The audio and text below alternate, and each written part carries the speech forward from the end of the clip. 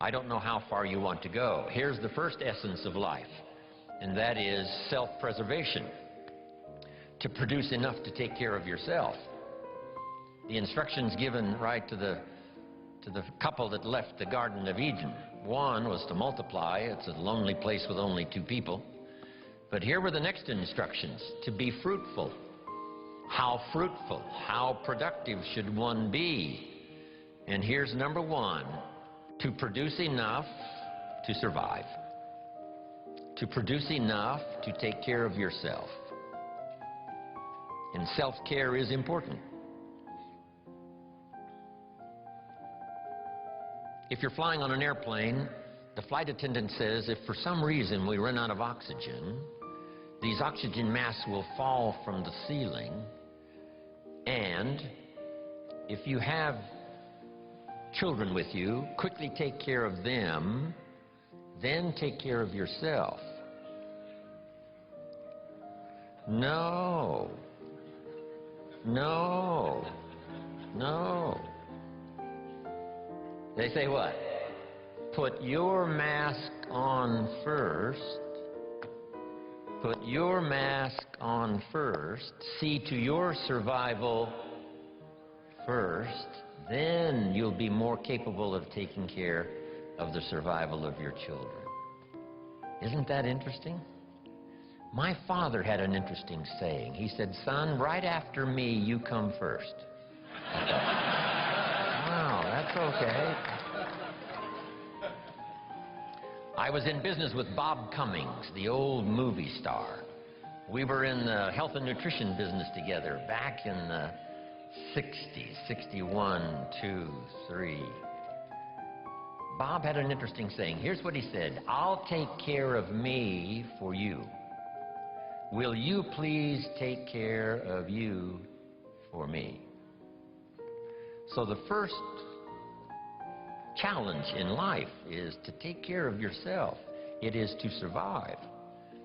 So, to produce enough to survive, to take care of yourself.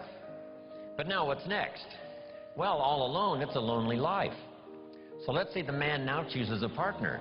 Now he must figure out how to produce enough for himself and his spouse, his wife, his partner. Someone says, "Well, why do that? Why not just take care of yourself?" And the answer is, it's a very small life. It's a very limited life. We wouldn't call it flourishing. We wouldn't call it abundant. Just taking care of yourself. That is the first rule, but that's only the beginning. So the man gets married. Now he must produce enough for himself and for his wife.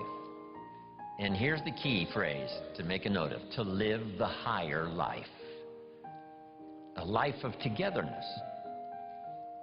The storyteller says, it seems even God didn't want to be alone. He created all of these angels. So, to join with someone, now you must produce enough for yourself, for your partner. Now, is that it? And the answer is no. How about children?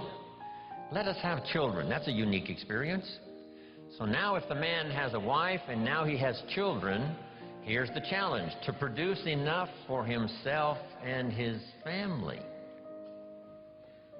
Now someone says, "Well, why take on all of that? Why not just take care of yourself?" You could, yes, but you couldn't live this more extraordinary life without taking on the responsibility of having a partner, having some children, and live that kind of extraordinary life. So I think everybody would agree. Now, is that the end of it? No.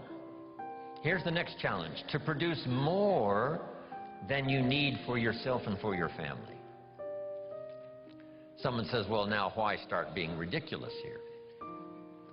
Yes, produce enough for yourself. Well, yes, if you want to get married, produce enough for yourself and for your spouse. Now, with children, produce enough for your family, but why do more than that?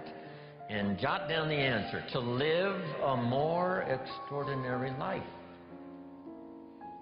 So now the man produces more than he needs for himself and for his children, so that he can be a person of benevolence, so that he can give and so that he can share. That's the more abundant, that's the more extraordinary life. To produce more than you need for yourself and for your children.